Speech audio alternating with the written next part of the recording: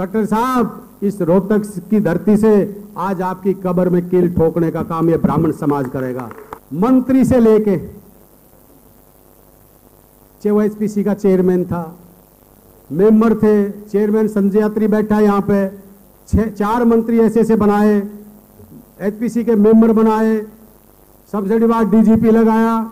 और भाई एक इसी बड़ी बात है, खट्टर साहब कहनी तो नहीं चाहिए, एक डीजीपी थारा लगना था, वो डीजीपी लगाया भाई, अब लगाया, बताओ भाई, लगाया हो तो बताओ।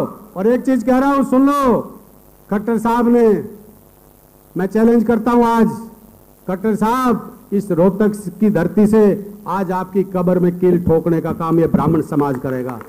क्योंकि चाहे हमारी बहन बेटियों की बात हो, जो किताब के अंदर भारती लिख देता है वो भारती था चेयरमैन, उसको थोड़े दिन के लिए इस्तीफा दे दिया और फिर चेयरमैन बनाया। उसके बाद उसी भारती को अपना ओएसडी लगा रखा, बोलो लगा रखा कि नहीं लगा रखा है। दूसरा, हमारे बहन बेटियों के बारे किताब में लिख दिया कि काला ब्राह्मण अशुभ होता है। मैं पूछना चाहता हूं खट्टर साहब, काला ब्राह्मण धरती में 9 फुट नीचे गाड़ना भी जानता है, क्योंकि एसएससी के क्वेश्चन में भी आ गया। चौधरी भूपेंद्र सिंह हुड्डा जी ने 12 बरादरियों का ढोली का मालिकाना हक दिया, पर मुझे दुख है इस बात का कि क्या तकलीफ हुई खट्टर साहब को और इन बीजेपी के नेताओं को कि 10 साल ये जो अहंकार के घोड़े पे सवार हुए, जो चौधरी भूपेंद्र सिंह हुड्डा जी ने जो ढोली का मालिकाना हक दिया था उसको निरस्त कर दिया। और दुख इस बात का है, जो अपने आप को यूं कहते हैं हम ब्राह्मणों के हितैषी हैं, उस कमेटी का चेयरमैन रामविलास शर्मा था।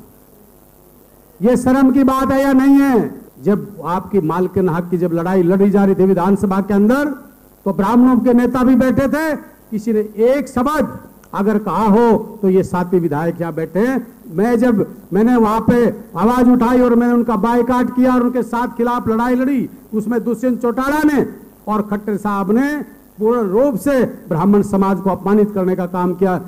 10% जो एबीजीपी के तहत आपको आरक्षण का कोटा मिला, मैं आपसे पूछना चाहता हूं कि आपको नौकरी मिली थी या नहीं मिली थी? बताओ, मिली थी?